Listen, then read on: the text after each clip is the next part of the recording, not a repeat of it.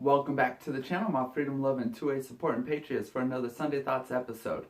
So this one's going to be a little different. I'm going to kind of go through part of the speech Biden delivered on Thursday, and we're going to go ahead and we're going to just jump right into this. But also today we're taking steps to confront not just the gun crisis, but what is actually a public health crisis. Guns aren't the public health crisis. People and their evil thoughts, minds, and intentions are.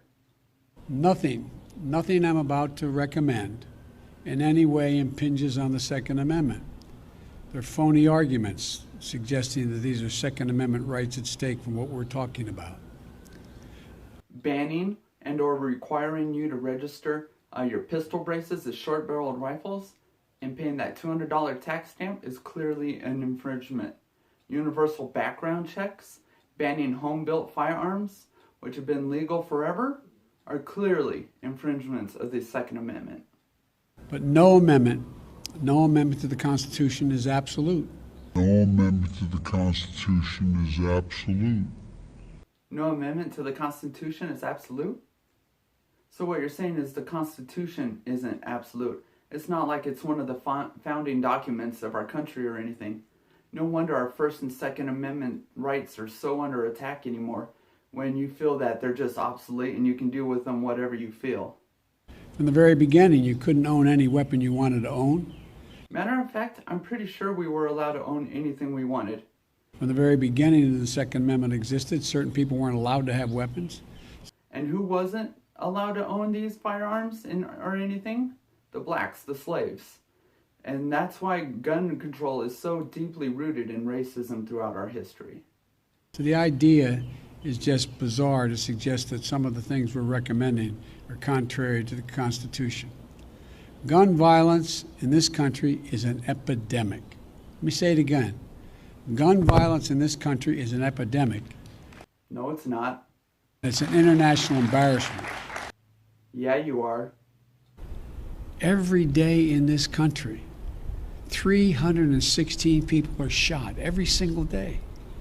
106 of them die every day. Convenient to leave out the fact that over half those numbers are suicides and not even take into account self-defense shootings and unintentional shootings as well. Our flag was still flying at half-staff for the victims of the horrific murder of 8 primarily Asian American people in Georgia. Race had absolutely nothing to do with that shooting. Way to go ahead and push that narrative and agenda, though. When 10 more lives were taken in a mass murder in Colorado. You probably didn't hear it, but between those two incidents, less than 1 week apart, there were more than 850 additional shootings. 850 that took the lives of more than 250 people and left 500 injured. While I haven't verified these numbers, we'll go ahead and assume that they're true. And if so, it is horrific. My thought, though, is how many of these shootings are coming from inner cities and gang violence? Why should their actions dictate how I'm legally allowed to protect myself and my loved ones? It shouldn't, plain and simple.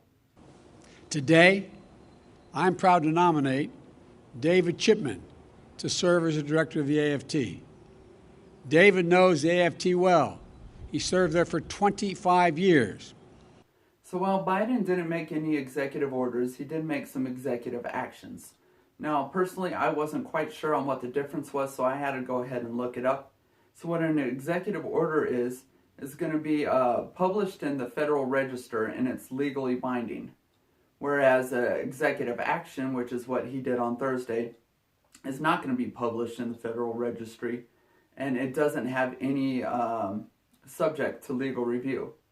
So basically, it's more of a threat, if you want to call it that, to get Congress to enact on the things he proposed and to get them pushed through Congress in order to enact them and get them into law.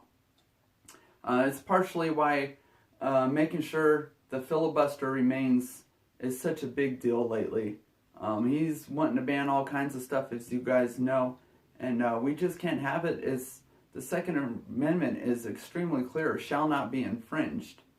And all these gun laws are infringements. And then, you know, a lot of times they want to talk about compromise, and there's never any compromise. What have we ever gotten in return?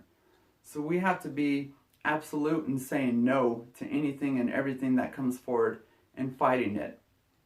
David Chipman, that's who they're looking to put in front of the as head of the ATF. He is absolutely bad news as far as gun rights and gun owners go. So I'm going to have a link down in the description box to the FPC where you can go ahead and sign it and write into your legislators opposing this nomination for the head of the ATF, as he is definitely no friend of us. So that's all I got. A little different style on this one, you guys. I hope you enjoyed this Sunday Thoughts. Make sure you guys stay strong. Make sure we continue fighting for our rights and never give up hope. And we just got to do all we can. So I thank you for watching as always. God bless.